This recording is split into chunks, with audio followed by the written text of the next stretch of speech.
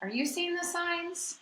Many people wait to get help. So often we don't get to work with people until someone's had a hospital visit or a fall at home. I'm Elena Dillon. I'm an owner of Home Helpers Home Care, and today we're going to talk about the signs that your loved one may need in home care. Number one, safety concerns. So a lot of times there's evidence of accidents or falls, sometimes a close call of a fall that you may see yourself. Also, unexplained injuries. A lot of times the elderly have bruises that they can't explain or don't remember, or a burn, something that just looks not right. We have on this channel a video, previous video for fall prevention if you want to look at that. Number two, difficulty with daily activities, struggling with the basic activities of being at home, bathing, toileting, eating, grooming, dressing, challenges preparing their own meals, and also difficulty with ambulation, getting around safely.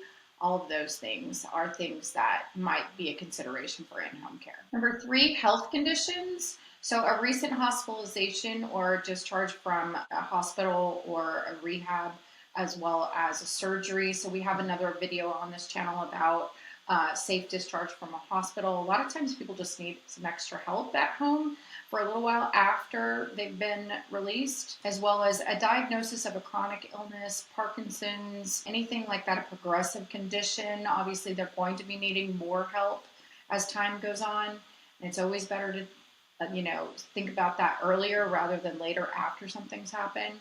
And conditions like diabetes or heart disease, same kind of thing. It makes it hard to manage on their own, like diet and just eating properly and getting around, and all those things require more help. Number four, medication management, being forgetful or confused about their medications and when they're supposed to take which ones. This is really common. Inability to manage their prescriptions and picking them up and getting them, knowing when to take them. About 90% of my clients are non-compliant with their medication. So my very first client that I took care of at Home Helpers, I came in to take care of her myself, and I walked in and she said, "You see this medication over here?" And I said, "Well, yeah." And she said, "Nobody tells me when to take my medication and what to take. I decide if I feel like taking it or not, then I take it. If not, I don't take it." And I honestly feel bad about telling this story because it seems kind of bad to be talking about, but like I was so shocked. I, at the time, did not realize how many clients were just non-compliant with their medication, just did not take it, wouldn't take it, or just didn't know what to take. It was very enlightening. So even though as an in-home care agency, non-medical, we're not allowed to touch the medication, I did contact her children and explain the situation with the medication, and they did get a planner and they planned it out for her every day. And we would remind and make sure that she understood that these were the medications that she needed to take every day and the times. And it was much better than her just seeing all these bottles that were just lined up. And I think it was just overwhelming for her. So once it was in a planner, everything did get better, and it made everything just more organized and not as confusing. So if your loved one is not always taking their medication exactly as they should be or when they should be, or you don't even know, that's really a sign that they probably do need some in-home care. Number five, cognitive changes. So wandering off, getting lost, making decisions, memory loss, disorientation, and confusion about time or place. I had a client's family call me out to do an assessment for their dad because he lived alone and was still driving, and he had dementia, and he was driving off, and he drove about an hour and a half away from where he lived, got lost. They didn't know where he was. And he sat in his car alone for about almost a full day, ended up in the hospital and was dehydrated, ended up in the hospital for about a week, and it was a big mess. So it's a huge sign, obviously, that he needed in-home care. And they had difficulty making decisions, problem solving, confusion about the tasks and routines and what they're supposed to be doing at what time. Getting the time of day confused, things like that, are all signs that they would maybe need some in-home care. Number six, poor nutrition and hydration. This one is really common. The sign would be weight loss and dehydration, signs of malnutrition, dehydration due to difficulty remembering to drink or just accessing it, getting to it, not being able to get up enough very often to get a drink and remembering to drink fluids. They don't realize maybe that how important that really is. We've gotten also not remembering to clean out the refrigerator, eating expired food. We've gotten so many calls from people where clients and their loved ones have gotten sick from eating expired food.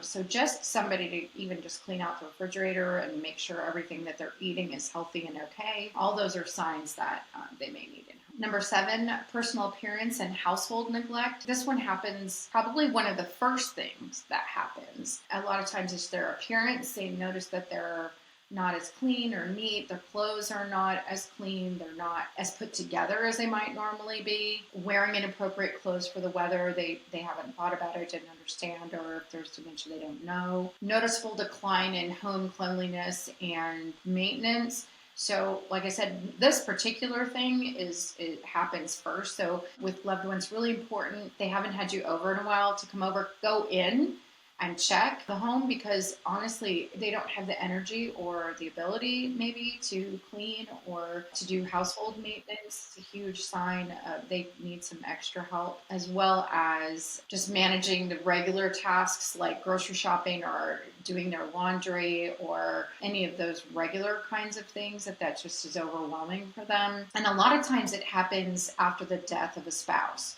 So there was one gentleman who his wife had passed away, and he just, as the weeks went on, he just looked more and more disheveled with, his clothing was dirty and just not neat and wrinkled. And, you see any of those things, it's because they're just not taking care of themselves.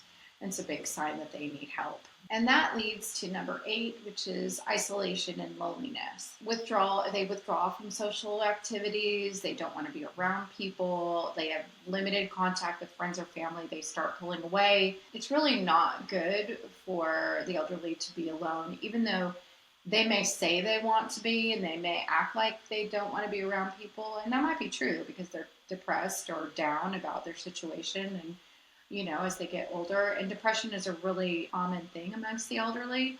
So it's very important not to be sure that doesn't happen, that you are checking in and that you are getting them. Even just one of the big things that we do is we're companions. We do companion care, and just having somebody there, eyes on, and visiting with them and making them feel better about their day-to-day life. It's super important. So it's a huge sign that they just need somebody around. All of that behavior that's not normal for them, staying away from people. So if you're seeing any of these signs in your loved one, please feel free to contact us. We're here to help you and support you and talk about what the next steps might be. If you're interested in talking to us about any of those things, just go to the website below.